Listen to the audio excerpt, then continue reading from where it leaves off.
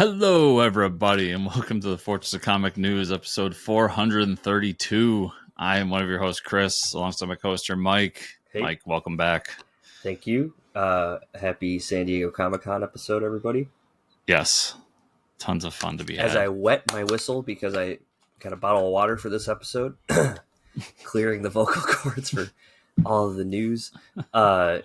That's it. And Chris and I started the recording late because if you could guess, we just started talking about comics and didn't start recording. But in this I was like, oh shit, 10 minutes has gone by. We should probably start the show. We do have an interview this week. Nicholas Keating Casparo is on the show. Is the creator of the Vitalarium comics. I'm going to talk to them a little bit. And I guess we'll just talk about San Diego Comic-Con. Very jealous to see all of the Magic the Gathering announcements at San Diego Comic-Con this year. Yeah. I mean, I just go to one spot for news now. I just go to a comic book website, or I go to Wizards of the Coast, and they're either talking about comics and magic or magic and comics. So, it's pretty great for me, Chris. I've been getting really into. I follow this page on Facebook. That's right, I'm a boomer. Yeah. And the Facebook, what? They're strictly a toy news site. Oh, okay. So I've been watching all the toy announcements coming out of San Diego, and let me tell you, it goes into stuff we talk about later. I sent you some of them. Yeah. But TMNT Kaiju, Godzilla action figures. Dude, it's so cool. There's so many cool figures coming out. Dude, I'll say after San Diego Comic-Con and after the last month, Godzilla's eating good in pop culture right now. I mean, it doesn't matter where you are. Godzilla is never ending, and they just keep putting out books. So, and Mike, I got blessing from my significant other for this one too, but they're making a full line of King of the Hill action figures. Dude, sold. Is it McFarlane doing them? Yes. Oh my god, you need them all. First wave is the first four, Uh-huh. and they're calling. What'd they say it was? It was the in front of the fence. Oh yeah, figures. So it's the intro to King of the Hill. Yeah, with those four guys, and you can get one of them comes with the cooler of beer and everything else. Dude, and they're ready. McFarlane, so they're gonna. Hasbro needs to because that's another thing. Hasbro released their earnings this year, second quarter. They're down a lot of money, but the only profitable part is Wizards of the Coast of Hasbro. And it's up by 30%, and that's Dungeons and Dragons and Magic the Gathering, all that stuff. So what does that tell you, Chris? Nerds spend money, and so what Hasbro needs to do is their action figures. They need to gear them a little more towards the kids' parents, and not so much the kids, because they have their own line of action figures that they make, but they're not like McFarlane's, man. McFarlane's are just top tier. Yeah, and it also tells you that. If you thought that the Final Fantasy Magic the Gathering set was going to be in the Spider-Man was an experiment, they'll do it once or twice, they'll be done. No, game over. Let me promise you that there will be 2 to 3 IP Magic the Gathering sets moving forward. Oh yeah, every year at least. Yeah. Dude, yeah, that was the one thing they said. The Lord of the Rings, they sold $200 million of product for Magic the Gathering over 6 months. Mm-hmm. Final Fantasy, they did 200 million in the first day. Yeah. And they said they overprinted their printers by 6 times, and they still are having trouble keeping up with it. So, dude, I went to a pre-release. I will stop talking about Magic after this until we talk about San Diego Comic-Con. I went to a pre-release this weekend for the new set that's not even in the universe. It's in universe. It's not Universe Beyond. It's not any other property. It's the new space set that came out. There was probably 70 people at pre-release, which was insane. That's awesome to hear. Yeah, it really it's crazy. So and now they're getting into the Spider-Man, and I wasn't a huge fan of Spider-Man, but some of the cards they released at San Diego Comic-Con, dude, they look good, and I love that they're using. We talked about this when they first announced those 4 cards. Mm-hmm. I love that they're using comic artists for a lot of the work, and they're even pulling old Ditko stuff. Yeah, and they're actually crediting them on the card, which is awesome. Those cards are going to be going for a lot of money because comic collectors are going to be looking for it, and it's only available in certain packs. It's just, Hasbro knows what they're doing, I guess. They're just Crazy. little slot machines. That's all they are. I did make that comment to somebody. I was like, why wouldn't, if casinos were smart, they would put like Magic the Gathering. Well, and I was like, well, no, the game shops are just the casinos. Yeah. Did you see that Vegas is going to start having Uno? Uno, yeah, that's what like gave me the idea of like, which is they're just trying to get the youngins to play. Oh, dude, I'm about to go to Vegas and draw 4 on all these motherfuckers. There you go. Yeah, see, you that's the itch, dude. Vegas is gonna be like, we get all this. It's gonna be like saved with all this tourism from just Uno. Yeah, I wonder how that pitch went too. Like, that's crazy. It's like someone brought Uno to the board meeting and it was like, this is it, guys. This is, yeah. That's one of those things that'll be a fly in the wall. I know. How did that come up? All right, so we just jump into it. So TV news, everybody. Marvel announced this week that their upcoming animated series Black Panther: Eyes of Wakanda's release date has been moved. Originally, the series was to release on August 27th. It's been moved up to premiere on August 1st, everybody. So next week. So let's see. 3 weeks. 2 days after we release this episode. Yeah, so it's coming out soon, everybody. That's cool. I mean, I guess it's nice when something gets moved up, right? Instead of delayed. That's always a nice little treat. Yeah, I'd be interested to know why. There's got to be a reason. But I'm happy either way. For me, it's obviously the team that did Clone Wars and Bad Batch, because if you look at the art style, it's very much that. Yeah, very similar. So we'll see with this. It's kind of their first, outside of What If, big in-universe animated thing. If you count What If, I don't really count it because it doesn't affect too much of what's going on in the main MCU. And I feel like they're going to try to throw something in there. I believe I heard that Iron Fist is supposed to be in it. That might be a big thing. So we'll see. But yeah, I'm excited for it. Nice. Just got to get through my current shows so I can be ready for August 1st. Yep. True that. DC Studios, an update. The previously announced Booster Gold HBO Max series or HBO series or Max series. I'm just excited. It's still happening. That's the news to me. So whenever I see Booster Gold news hit the news, I'm like, fuck, that's it. They're Here's the cancellation. It was never going to happen. So Deadline reports that David Jenkins, creator of Our Flag Means Death, is running the pilot of the episode. If taken, he will be the series showrunner. So I did also see the actor sticking around too, that's playing him. So I'm really excited about that. So hopefully we can get a good pilot. I don't know. Yeah, this is one of those. I mean, obviously I'll be there day one, especially if it's in universe, but it has so much to prove for me, not being the giant Booster Gold fan you are. Mm-hmm. He's just a character I enjoy more than anything. So I'll be interested to see how. And I think the way they treat him, I mean, let's hope. Because tell me if you agree with me. Because like I said, you're a bigger fan. Yeah. I don't think it needs to be a comedy, but I think it needs to be comedic in ways. No, and the guy they picked for it, I think he was in Marvel for something too, right? Or no, he's like the really jacked guy. The actor? Yeah. He was in Only Murders in the Building that I watch. Let's see. Kumail Nanjiani. Kumail Nanjiani. Oh. Yeah, he's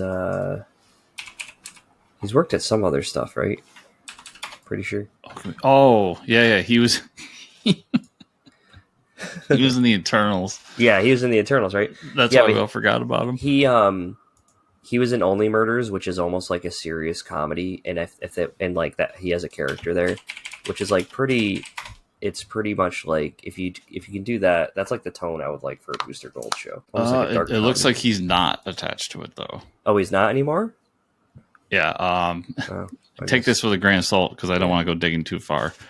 But according to Google AI, he's not playing Booster Gold. Rumors had circulated, but Deadline had reported that he's no longer attached. I thought I read this week he was okay. Well, anyways, yeah, I'm gonna watch a Booster Gold series either way.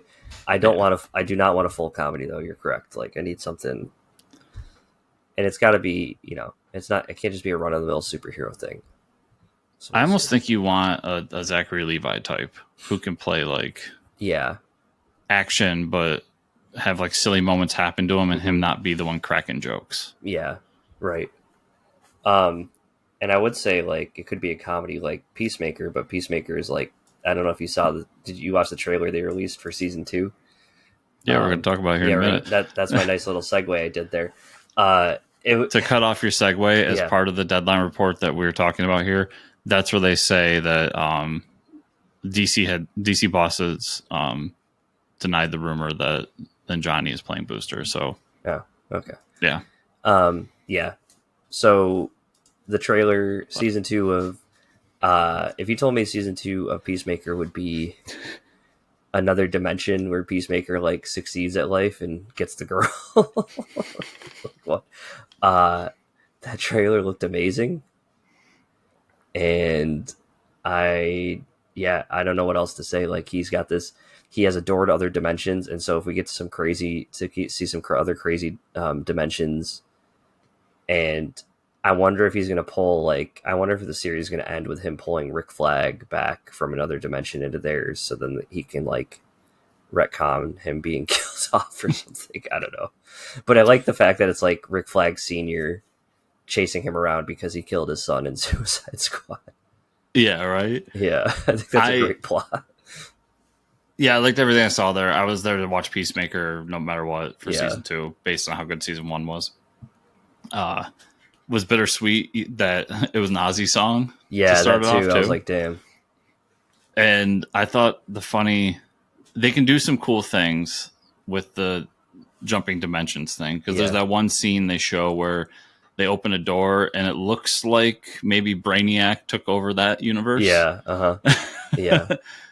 And I'm sure we'll see a few other like Easter eggs for that. Yeah. There's also so much promise from James Gunn and others that this will be the show that unifies the canon and lets us know what's what moving forward. So we watching this one with a very critical eye. Because what is the canon. Zack Snyder Justice League showed up at the end of the first season, right? Yep. Oh yeah. So what is he gonna? Is he gonna hop universes? It's interesting how that's going to happen. I think they're going to explain that as that Justice League hopped universes. Oh, they were from another universe. Oh, they were from another universe, or like they're in the universe that he goes to. Yeah, like the funniest thing he could do would be to have him hop a universe and like give Henry Cavill a call or somebody. Yeah. And have them show up for a scene. Oh my god, and be like, yeah, that's another universe. Oh, dude, that would be so cool. And that would explain how they showed up, because he said, "Oh, I just had this door." They're like, "Oh, you just have like a portal door?" What the? I think it's awesome. Yeah, so I'm excited for it. I mean, I was excited for it based on the strength of the first season, and then you add in how much I enjoyed Superman. I'm all in on DCU again. Yep. We got the Gen V season 2 trailer sooner than I thought we would. I haven't watched it, but I'm just flicking through it now. But did you take a look at it? Yeah, and it feels like hey, let's send them back to the school and give because they want to keep that whole school atmosphere. There's a hint that the actor who was playing, I forget the name of the character, but who was playing the guy who helped the main character at the end. Oh, okay. Yep. It's been so long since I watched Gen V. I know. But he had passed away right after it premiered, if you remember. Yeah. Mm-hmm. So there's a hint of him dying in the show too. And so they pay some sort of homage in the trailer. I thought the biggest thing with the trailer was there's a lot of characters from The Boys. Yeah, there's a lot of boys characters that show up. Yeah. Yeah, like the Deep's in it and Noir's in it, and just so many pop up throughout it. So it's going to be much more deeply interconnected with, I feel like, The Boys finale. Yeah. Which, why not? Why not have it like, that's the biggest, I feel like the biggest, like sin in having a spin-off show is not using the main characters enough.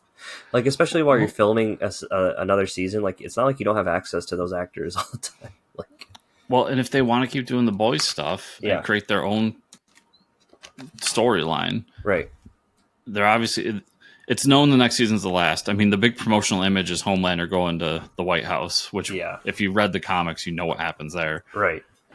And to have them show up and then maybe have some of these characters show up in the finale season, you can set up Gen V for a few more seasons to do their own thing outside of the boys. So, and it was pretty good as its own the first season. So, yeah, I enjoyed that first season. So, we'll see. Well, it all depends on how the finale goes and what it's all about. But I'm excited for this, just to have more of that universe again. Yeah, me too. Yeah. I'm excited for the last season. Yeah. During a panel at Comic-Con, Kirkman announced that season 4 of Invincible is on track to release next year, and that they are in early production on season 5. He also teased that Thrag will show up in season 4 and play a major part, but the actor Matt Reese, who was recently cast, is not going to play him. Reese will do Dinosaurus, which is sick. But yeah, so Thrag's going to show up in season 4. That's what we all were kind of hoping for. It's nice that we got a definitive, the full season will be next year. We're already working on season 5. Get your asses on it. And exciting stuff. Yeah, it's going to be cool to see Dinosaurus. Yeah, I want to see that. Yeah. He was always such a crazy character. But yeah, there was so much rumor because they announced Reese before San Diego and who was he going to play. Everybody thought Thrag, because why would you pull out an actor like this and then not have Thrag be the main? And then Kirkman throws a curveball, and it gives them a chance to have another headline before the premiere. So keep an eye out for that. They're like, I don't know who would do, like Josh Brolin, just make him the villain and everything now. But I wonder if that's who he wants, because remember the story, he wants everybody from Breaking Bad in the series, and he couldn't get the guy who plays Walter, Bryan Cranston. Bryan Cranston. That's true. What if that's what finally convinced Cranston? Like, hey, come play the main villain. Oh, that would be cool. I think it'd be an interesting choice. Perfect. Yeah, he'd have a great voice for that. Yeah. So we'll see. But I'm excited. Yeah, more Invincible. All the Invincible. During an interview at Comic-Con, Kevin Feige confirmed that Jake Schreier from Thunderbolts has been tapped to direct the next X-Men movie. He also said the studio plans to recast the team after Secret Wars, stating that Secret Wars will act as a soft reboot of the MCU. Feige says they're utilizing the story not just to round out the stories we've been telling post-Endgame, just as importantly as you can look at the Secret Wars comics for where that takes you. Very, very much sets up for the future. Endgame literally was about ending. Secret Wars is about new beginnings. Yeah. I do. Yeah. Funny that they're saying like a soft reboot, but they're like, they're rounding out the stories they told post Endgame. There hasn't been like a really big arcing story, Well, yeah. I mean, remember how they got sideswiped with the whole Kang and the actor? Yeah, right. I know. So that kind of just like drop those off, and new beginnings is good. We need a new jumping on point. So so I think this is smart because you can go into post Secret Wars. You've got Fantastic Four that we'll talk about in a minute. Yep. That's a decent franchise to build off of. You've got the X-Men, which will be a good franchise to build off of, which gives you so many chances at solo movies out of that and side movies and everything. You're not as dependent on the Avengers anymore. Yep. But you can still do a lot of that. So I don't think they're going to be recasting anybody. I don't think we're getting a new Iron Man or anything like that. Right. But I think they are going to push away from some of the legacy characters of the MCU more and try to hone in on what the next story is going to be for the MCU after Secret Wars. So we'll see. X-Men, though, is pretty cool, too. So yeah, and I saw some people pushing back at recasting the X-Men because if you've been following Secret Wars and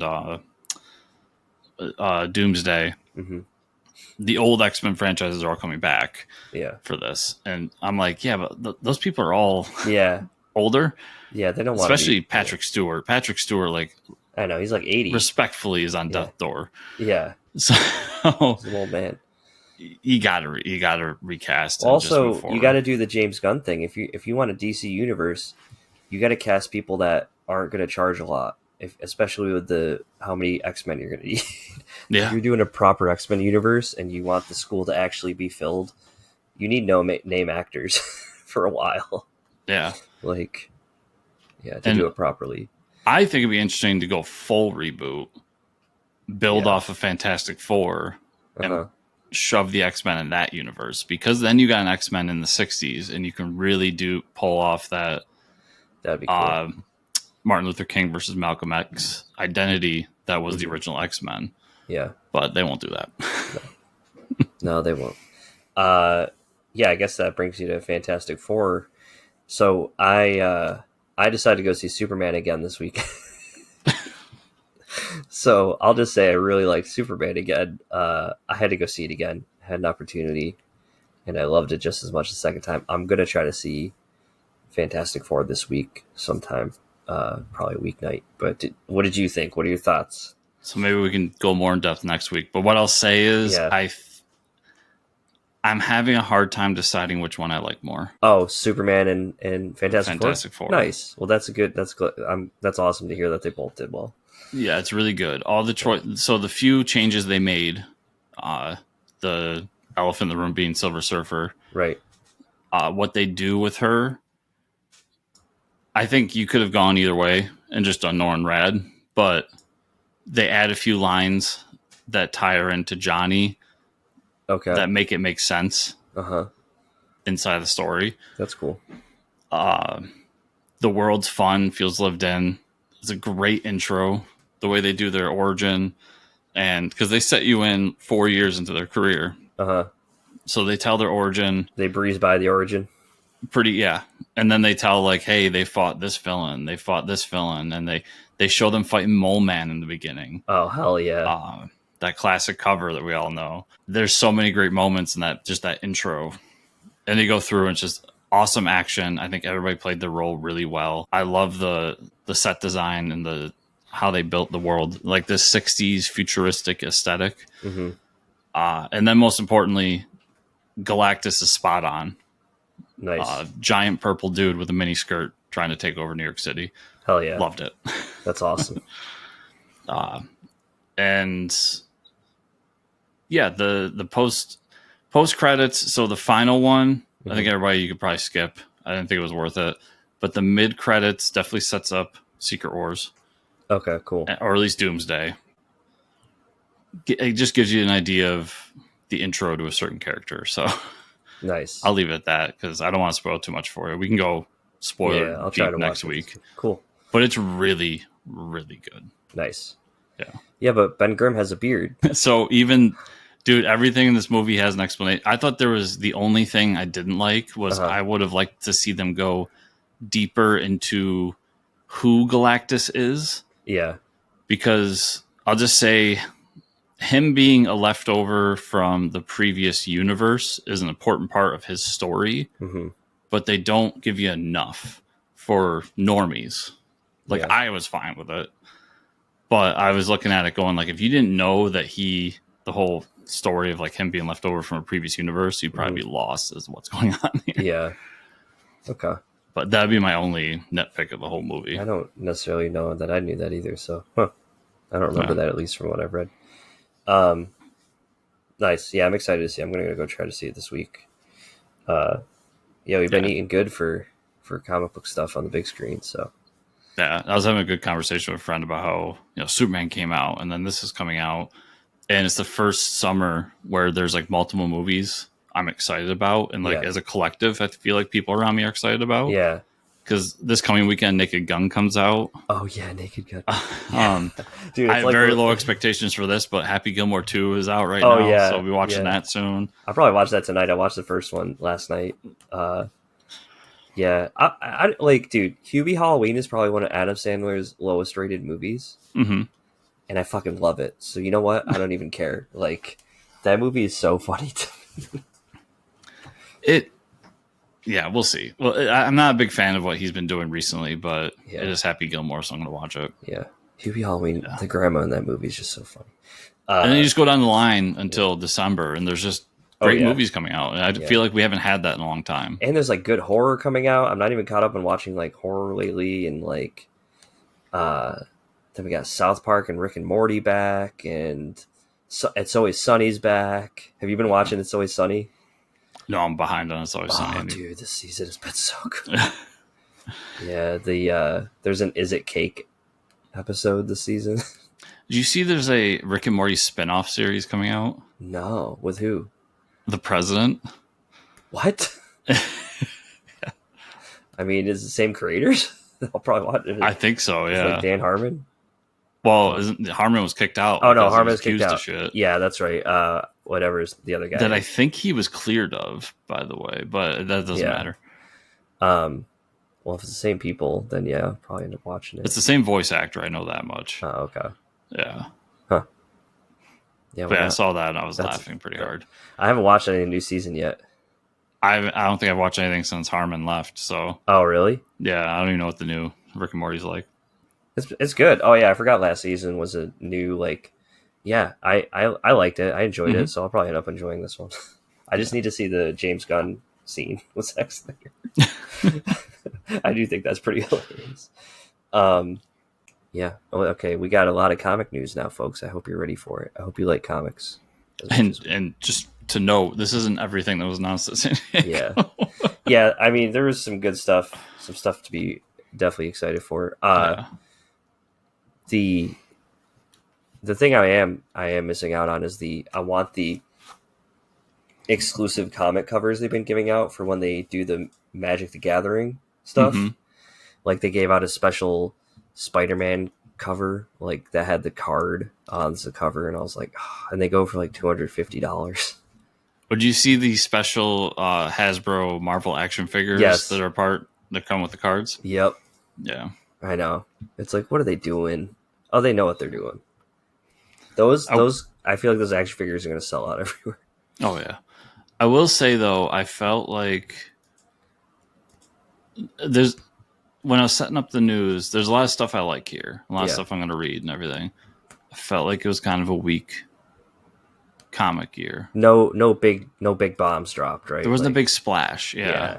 That's what we're missing this year. So yeah, so it is what it is, but it happens, I guess. I still think there's some good stuff that I'm going to be excited to read. So yeah, Marvel announced some endings and beginnings coming to Ultimate Universe this December. First is Ultimate Spider-Man 24. It's going to be the final issue from writer Jonathan Hickman, artist Marco Cicchetto. It was everything that he pitched. Hickman explained nothing has really changed. It's been really nice to execute the plan, and everything culminates into this issue. Fans of Ultimate Universe are going to love it. It's a real pleasure being the writer of Ultimate Spider-Man. So Hickman's done. He's out.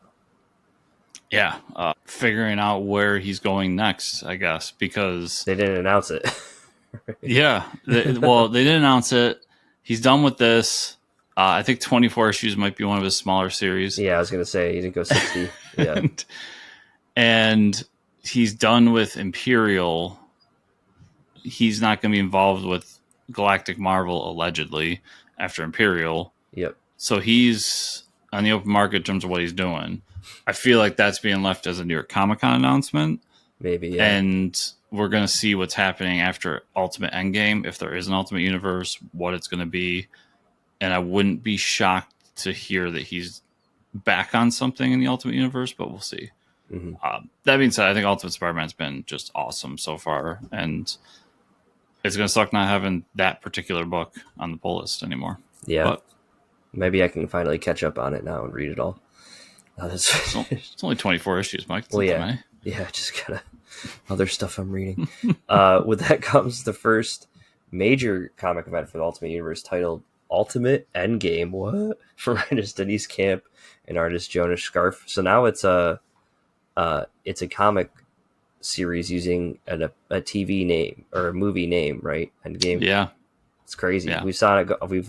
We always see the path go one way, and now we're seeing it come the other way.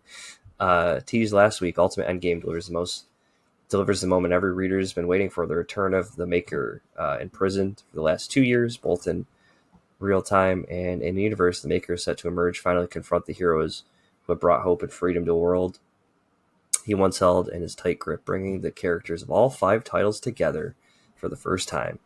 The ultimate fate of the captivating new universe is decided in epic multi-front conflict with the Maker and his powerful allies. So there you go, folks. First event comic in Endgame. Or in Ultimate's called Endgame. Yeah. I think the interesting part for me with the Ultimate Universe was that Dennis Camp took such ownership over it. We always thought that Hickman was the main driver. Right. We always think that, right? But Dennis Camp seems to be doing everything. Like, he's the one doing the Ultimates. He's the one doing Spider-Man Incursion. He's the one doing this. I think he's got another book out too. It seems that he's pushing everything. So I'll be interested to see where it goes, because I'll be interested to see how much it follows the movie Endgame, is what I'll say. That's true. Because that's always, when we have Captain America Civil War, they follow aspects of the Civil War storyline. Right, so Endgame, like, are they going to kill off some heroes? Like, am I going to see people coming out of portals? Like, what's going to happen here? Right, yeah. I have a lot of questions. Are we going to see Thanos? I will. Yeah, I'll be here for this series. Obviously, I'm reading pretty much everything Ultimates right now, and to see the Maker back finally is gonna be great after 2 years of him being gone. Yeah, that's that was actually quite a bit of time to kill him. But like you said, still surprised that Hickman's not orchestrating all this. But I'll be interested. I'm maybe super curious to watch for his name moving forward, what he's doing. There's still, so I'll just throw it out there, Mike, because it's been a rumor forever and ever. But to best of my knowledge, all of his Marvel stuff is now done. There's the chance he flips. Oh, God. There's the chance that infamous Legion of Superheroes book by Jonathan Hickman comes out. We don't have a Legion. Well, we do see Legion. We talk about our books. Apparently, finding out the Omega League is the Legion of Superheroes, which was awesome. So that would set him up, like, to write that story. So it's been a rumor forever and a day, and he's always come back to Marvel. So we'll see. But it's another one of those turning points in his career where I'm like, what happens? If we got a 60 arc Legion of Superheroes book by Jonathan Hickman.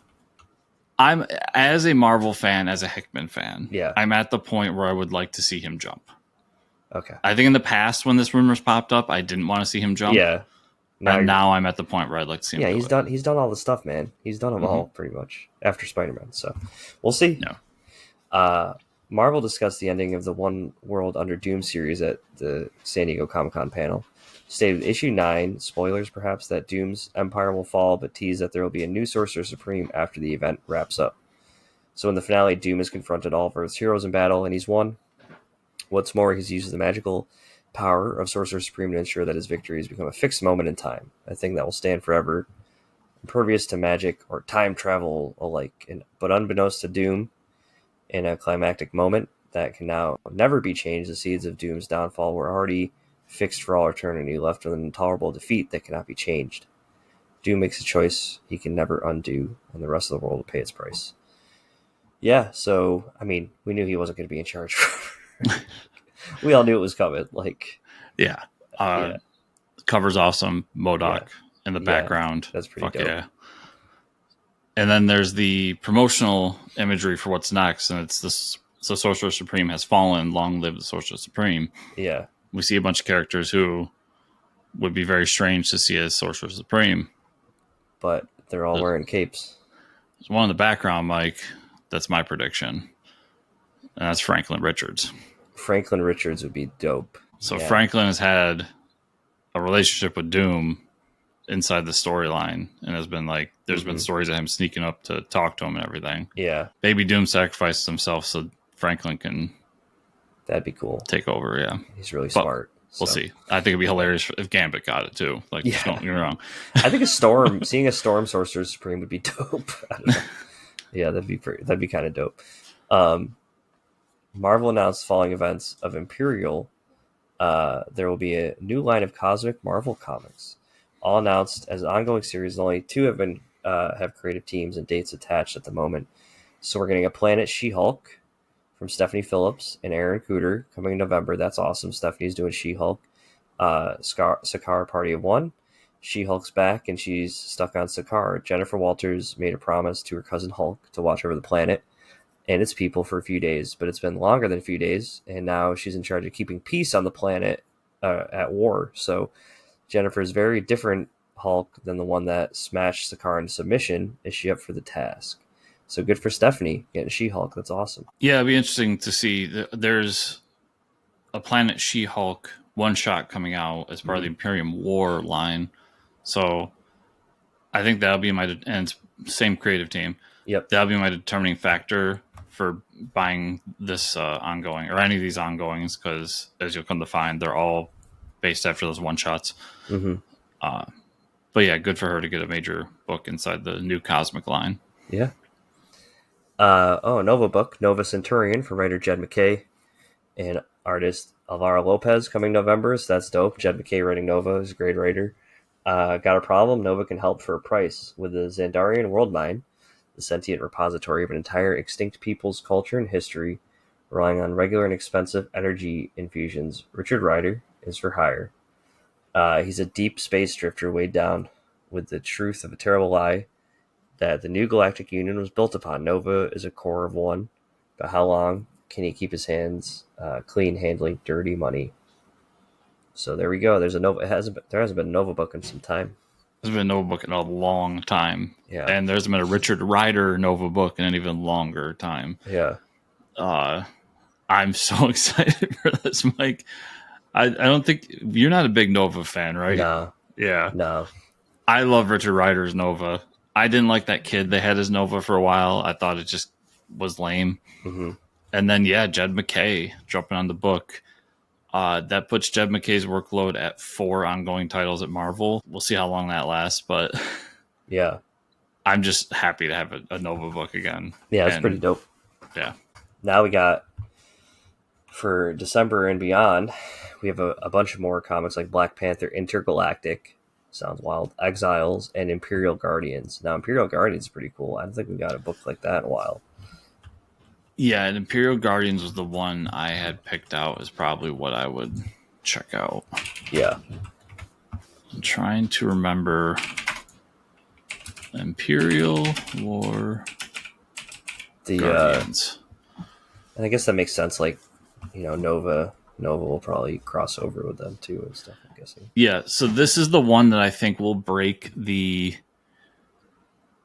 mold of the rest of them, because so Nova and She-Hulk, the creative teams are the same as the one-shots that are being done. Yeah. I feel like that will stick with Black Panther and Exiles. But Imperial Guardians, Imperial War is being written by Dan Abnett. I don't see Dan Abnett taking on an ongoing book at this point in his career. Right. But from the Imperial War one-shot, not only is Darkhawk on the book, Mike, but Cosmic Ghost Rider is. So I'm sold. Yeah, that's all you needed to see. Yeah. You're good. So I'll be excited for that one when it finally gets announced. But more Marvel announcements as part of their 20th Century Studios imprint is a new crossover title, Alien versus Captain America. A limited series written by Frank Thierry, artist Stefano Raphael. Okay, and the team's pretty good too, Chris. Smashing through, Captain America comes face to face with aliens in World War II. It's World War II, it's a World War II book, damn. And Hydra seeks a new weapon to defeat the Allies and win the war. To that end, the Red Skull sent Baron Strucker on an expedition to the Himalayas to find fabled city of Attilan. But instead of finding the Inhumans, Strucker uncovers something more deadly, much more alien. Wow. Can Captain America and the Howling Commandos stop the Skull and his newfound xenomorph weapons, or the first Avenger team in a war-torn Europe? No one can hear you scream.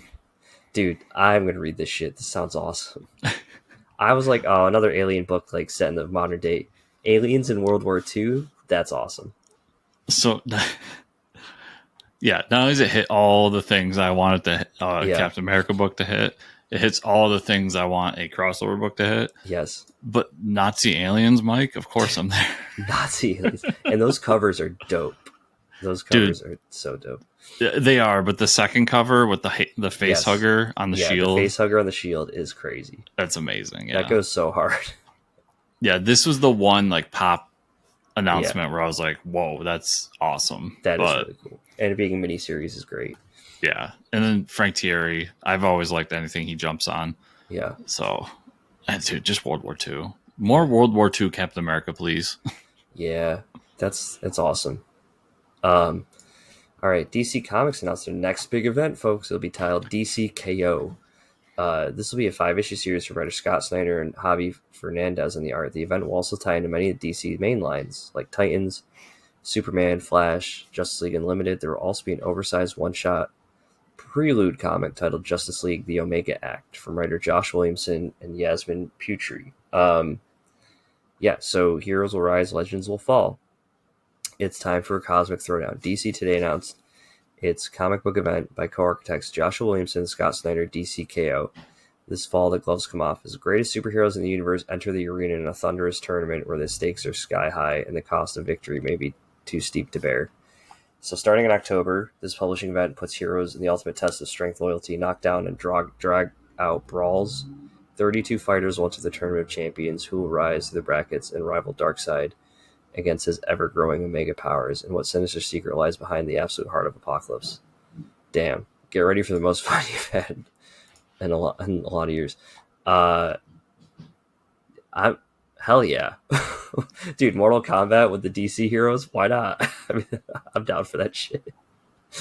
I do like that this isn't like a crisis level event.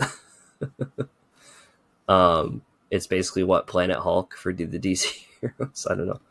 Or like I guess it's like War World, but the exciting part about this is seeing my boy Booster Gold on the cover. We finally get to see Booster Gold on the Superman 31 cover, but yeah. Well, this feels like it's tying into what those Omega people are doing in the new Superman run. Yeah. I don't know, Mike. I disagree. I think it sounds lame. Oh. Have you caught up on Justice League Unlimited? No, to be fair. Okay, because there's a cover on Justice League 12, Unlimited 12. I don't know if you've been reading it, but listen, I'm going to buy it. I'm a sucker for an event book. And Batman Beyond. You didn't need to put Batman Beyond or Superman Beyond. Yeah. Or the Aquaman from the 90s. 90s Aquaman, Superman Blue, like yeah. So that happened like this week in Justice League Unlimited, and I was like, damn, okay. Yeah, so you didn't need that to get me to read it because I read almost every event book, but this event book's gonna have a lot to prove. Yeah, I don't know if you saw because it was announced last week that with Flash 25, Cy Spurrier's off the book. Oh, okay. And with Flash 26, Mr. Mark Waid and Christopher Cantwell are taking over the book. Yeah, and they got Dan Mora doing the cover on it. I'm pretty sure Dan Mora does a cover for every book now. Yeah, I know. What the fuck? Oh, yeah, he's doing the Superman cover. Yeah, okay. Yeah. I'll probably end up reading it. I did not see Mark Waid's take over the Flash. Damn. I think what's getting me is they're using a lot of imagery of boxing and wrestling. Yeah, I see that now, and I'm like, that I don't like as much. And that's what kind of turns me off a little bit to it. So yeah. We'll see. It's Scott Snyder back in the main DCU, and he states when he's talking about it that he feels like in his prior event books, being Dark Knight's Metal was a Batman book, and then Death Metal was a Wonder Woman book, and this was his chance to do a big event about Superman. So we'll see. I've seen Scott Snyder write Superman in the past, and I wasn't a big fan of it. Dude, I mean, if this is like a world tournament DBZ style where they all face off with like the villains, you know, like every hero gets to face off against one of the Omega team, I'd be like, holy shit, that's pretty cool. What I really hope it's not, and the cover's not giving me this feeling. I think it's just something in my gut that's giving me this feeling. But I hope it's not like, oh, it's this tournament, so now Superman has to fight Black Lightning. Yeah. And we just pair heroes that we want to No, fight. I don't want heroes fighting against each other. Yeah. I don't want. Yeah. Yeah. But we'll see. Yeah. We'll see. Interesting though. Yeah, I was not expecting that. DC Comics announced the Absolute Universe will get its first crossover one-shot comic. Wow, it's like they're speed rushing the Ultimate stuff. This October, titled Absolute Evil. Oh shit! This issue will be written by Al Ewing, art by Giuseppe Camuncoli and Stefano Nessi. And Absolute Evil, Ra's al Ghul, Veronica Cale, Hector Hammond, Eleanor Thawne, and the Mysterious Joker are no longer working at cross purposes. Together, they're aligned, united, and dangerous. But an insidious betrayal from within threatens to unravel everything they built. The one-shot special features introduction of not one, but two major Absolute characters who will change the course of Absolute Universe in its second year and is unmissable for fans of the Red Hot publishing lines. Yeah, I'm reading every Absolute book, so I will absolutely be reading this. Yeah, and it's a one-shot. So yeah, it's a one-shot. It's a one-shot that's setting up the big evil, whatever they're going to call themselves, team up. So I'm there for it 100%. Even if I'm not reading every Absolute book, like I'm down for the overall line. So let's see what this is. Yeah. Little worried that's Al Ewing writing it though. Yeah, we'll see how he handles the art. Yeah. I will say that, like I've been saying over the last month or so, all the Absolute books have started to talk about each other. Like I've teased that the Joker's running everything, and that we've gotten little bits and pieces here and there. DC announced more additions to the Absolute line of comics coming at the end of this year into 2026. We're getting a Absolute Batman Annual #1 will be written and drawn by Daniel Warren Johnson, James Herron, and Meredith McLaren. So each of them is writing and drawing their own story. Oh, cool. That's interesting. Yeah. And no Mr. Snyder on that one. Some of the biggest names in comics take a turn at the Absolute universe. Daniel Warren Johnson, James Herron tells stories from Absolute Batman's early days, how to Bruce acquires his Batmobile, and what was it like for Black Mass party animals when Batman first hit the scene. Early adventures of Absolute Batman. Scott Snyder also teased that characters like Killer Croc, Deathstroke, Catwoman, Scarecrow, Red Hood, and some more members of the Bat family will be coming to the series. Also said that December, Jock, will be the artist for the issue that will be a Joker-centric issue. Jock is doing the issue? Wow, that is a huge announcement. Yeah, of course he pulled in Jock for the Joker issue. That's awesome. That's so cool. So that's cool. We're getting more of the Bat family. Yeah, I'm loving the way they treat it, so why not bring more characters in? Yeah, as long as they continue to find ways to separate it from the main DCU. Yeah. That's my only thing. Like, I would have been fine with Killer Croc never showing up. Yeah. And I saw some pictures of what Catwoman allegedly is going to be, and it's basically Wolverine. Yeah. So that's interesting. It's just I gotta see with every individual character, like how are you differentiating it? Because I'm fine with certain characters never existing inside this universe personally. Right. Like I'd be fine if they cut to Dick Grayson and he's still in the circus and that never happens to him. Right. Like that can happen too. Right. Yeah. So yeah, we'll see. I'm excited for it either way because I love the Absolute universe and specifically Absolute Batman. Yeah, me too. Absolute Wonder Woman 15 will release December 24th as an early Christmas present from DC. It will feature the first Absolute meeting of Wonder Woman and Batman. Aw, shit. Let's go. So you're talking about them more talking with each other. Yeah. Well, here's the first crossover. Yeah.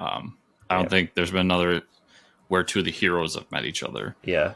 I'm excited. And I'm excited for how the conversation is going to go with the Wonder Woman team writing it and not Scott Snyder, because it'll be cool. That was what intrigued me here, is that it's happening in Wonder Woman and not in Batman. Which is cool. I mean, Wonder Woman is my favorite one still, I think. So I mean... Yeah, it's so good. Yeah, I still think Batman's my favorite, but it's intriguing that they're doing it that way, but also makes sense because now all the Bat people got to buy Wonder Woman 15. Yeah, that's true. So, and if you weren't reading Absolute Wonder Woman by now, what were you doing? Like it's a phenomenal book. But. Yeah. And finally, there'll be a new Absolute series in 2026 titled Absolute Green Arrow, written by Pornsak Pichot. What? Art by Raphael Albuquerque. Yeah, so former guest of the show, Pornsak, is going to be writing absolute Green Arrow. Good for him. He absolutely deserves it to be on a title book like that. And Raphael Albuquerque's art, dude, this book is going to be amazing. If it's like noir style, like Good Asian, total banger of a book. I really like Green Arrow, and I'll be here for this one, 100%. Yeah, Especially with a great creative team. Interesting enough, I believe Pornsack's first DC writing gig was in a Green Arrow book too. that's right. It During New was. I 52. do remember that. Yeah. Yep. So interesting kind of round thing. Yeah. No Kevin Smith, but that's all right. Sorry. That's exciting. Yeah. Huh? You brought up Kevin Smith. I just remembered that there's a rumor going around on a online because some people that were at the Hall H panel that he did claim that he told the audience that he's in talks with Marvel to have Jay and Silent Bob be in Marvel books next year. Oh my god. And then to write a series called Jay and Silent Bob Fuck the Marvel Universe. No way. Yeah. Please. Oh my god. That, dude, I'm here for it 100%. That would be I don't know if I entirely believe it, though. It sounds too awesome to be true. Yeah, it sounds way too cool. Yeah, that would be hilarious. Image Comics announced a new series titled Final Boss from writer and artist Tyler Kirkham. Not Kirkman. Prepare for an over-the-top adventure as a high-octane nod to classic action stories trying to forge a new path. Tommy Brazen uses his newfound powers for various paid enforcer gigs and street fights, only to uncover the past more complex than he ever imagined. This feels like a Mike book. Yeah, this looks like a straight-up 90s Streets of Rage comic. I'll totally read this shit.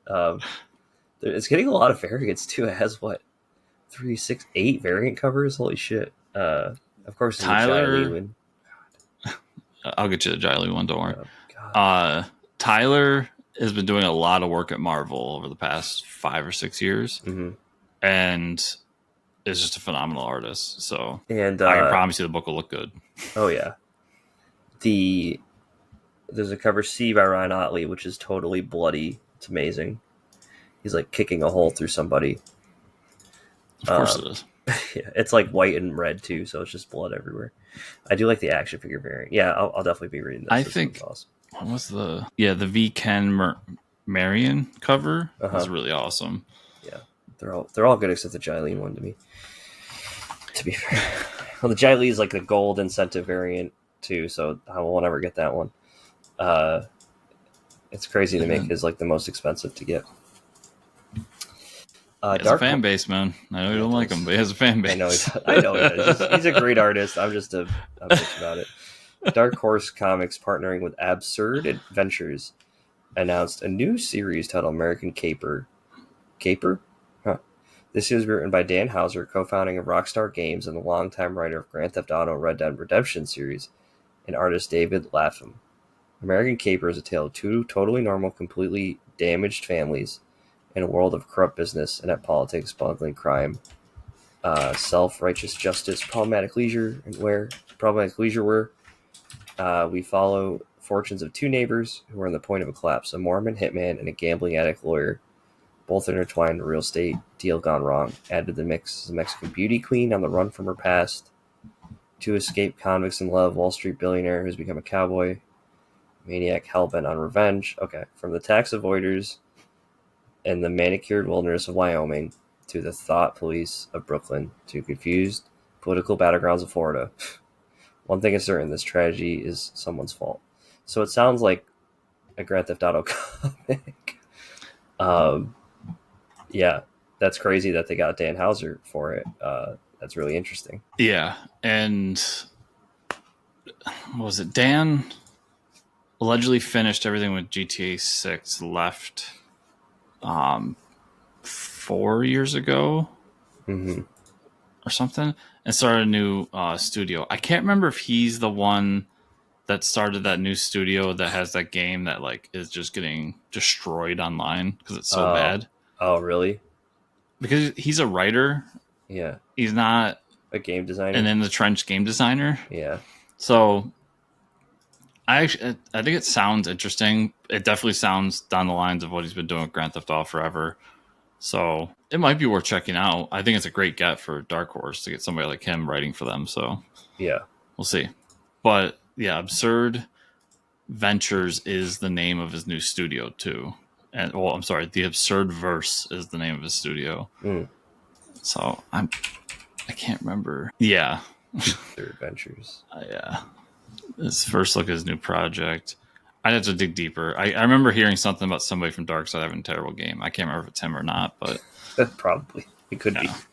Yeah, and let's end with all the news. The upcoming IDW is publishing, coming from IDW Publishing's Teenage Mutant Ninja Turtles line, because there was a lot of stuff announced. A lot of big stuff. TMNT's doing well. If you're a fan, you're going to love this shit. So the main series, we're going to see a change with issue number 13. Issue 12 will be Jason Aaron's last issue, and then Gene Luen Yang will be taking over the writing chores. In issue 13, the artist Freddie E. Williams will take over as the main artist. Awesome. Gene Luen Yang's great writer. He gets to take over. If this is how we're going to do it, 12 issues of Turtles, go on to another great writer. That's awesome. So good for him. Yeah, I'm super excited for that because I love Gene Nguyen Yang stuff. Yeah. My only critique goes to journalists out there. Gene Nguyen Yang has written a ton of books and a ton of really good books. And you can stop talking about when he took an old radio play and turned it into a comic. Yeah. Because they literally, all the headlines are Superman smashes the Klan writer takes over TMNT. Yeah. And I'm like, I'm sure that was a good book. I didn't read it personally. Yeah. But that was so many years ago, and let's talk about some of the other great books he's done. Yeah, right. Yeah, he's been around for quite some time since that. Yeah. So, yeah, Julian William Gang deserves. Give Monkey Prince some love, everybody. Yeah, Monkey Prince is a great fucking book. The problem is, I just have so many books I haven't been reading TMNT. I'm probably just going to trade weight. So now that Jason Aaron's over, I'll probably read into it more. There's been a big TMN event comic coming November titled TMNT Battle Nexus. This will be written by Tom Waltz, not Tim Waltz, the governor, Paul Allor, Sophie Campbell, Caleb Gollner, and Eric Burnham, with art from Escorza Brothers, Ben Bishop, Vider Kafaji, Omar Francia, and Hendry Prosetia. The series will feature a new creative team, with each issue telling a unique story that tells a unified story, and will feature characters from past versions of TMNT, like Metalhead from the 2012 animated series, Slash from the IDW universe, Shredder from the original Mirage comics, and the IDW premiere of Ninjara. Each character will be drawn in the original style, so that's pretty dope. Just get like an anthology book that has an overarching plot. Yeah, I think it's going to be one of those universes collides kind of thing. Yeah, that's pretty cool. They're really pushing the whole Shredder thing, because it is like it's Shredder in black and white with everybody else in color. So it's fun looking. I'm sure it'll be a fun book. It'll just be a big battle book, which I do enjoy a good battle book every so often. Yeah. But I feel like the obvious conclusion to this is that whoever wins has to fight the last Ronin. I may be wrong, but I feel like that's the obvious conclusion. But it looks cool. And I feel like Turtles fans are excited for it, because it's a lot of longtime Turtles creators, Tom Waltz in particular, behind it. Mm-hmm. And they're getting to see some characters they love throughout the career. Nice. Yeah, I think it's it's great for Turtle fans all around. Yeah, they're eating well right now. This last one, because we don't have enough Godzilla books or crossovers now. You guys can stop. I have enough books to read now. No more. Finally, next crossover will be TMNT X Godzilla from writer Tim Seeley and artist Pharaoh Pei. The series will show how the Foot Clan was originally created to defend Japan from a kaiju threat, but Shredder may be using mutagen to create a new kaiju that Godzilla has to stop, alongside the Turtles. Yeah, so pretty excited for that. I did really like Seeley's first Godzilla issue that came out last week, so I'm really excited for this. Yeah, I've been loving all these Godzilla books and crossovers. So yeah, I'm with you on all that, and with seeing the toys that we talked about earlier. Yeah, at some point the Turtles are turning into kaiju, and I just want to see what that looks like. Yeah, that's true. Yeah, more just more Godzilla stuff. I'm with you. Like I don't have I have too much to read, but I'll always make room for a Godzilla crossover. So yeah, for sure. We got a little bit of time here. I could just talk about. I read Beyond Mortal Volume 1 by Colin Bunn. So there's a list of Colin stuff I got to read. I'll be reading Six Gun after that. I did really like Beyond Mortal. I thought the art was amazing. The storyline of the Justice League being tied to like these old like Cthulhu style gods that are like destroying Earth. I thought it was really cool. I like the new designs, like the twists on all the heroes, because it's not like the same Justice League style book you see all the time. Yeah, I really liked it. Highly recommend it. And yeah, then I guess we'll talk next week about the rest of the stuff. Yeah, since the episode's going a little long, we will just push everything next week that we're reading, because I definitely have a giant stack. So yeah, same. We'll be talking a while about that. But giant stacks. Stacks on stacks. Stacks. But yeah, Mike, where can people find you on the internet, though? You can find me at Fortress Ricker on Twitter/X. Where can they find you, Andrew, the show? You can find me on X or any social media network for that matter, at Fortress Chris. And then at my website, which is chriscomicscorner.substack.com. And you can find the show on social media at Fortress Pod or at fortressofcomicnews.com. And if you want to support the show, best ways to do it are give it 5-star reviews in the podcatchers, go onto YouTube and subscribe to the channel, watch the videos, like the videos, comment on the videos, and then you can head over to patreon.com/fortresscomics for more. Thank you all so much for watching and or listening this week. We'll see you all here next week.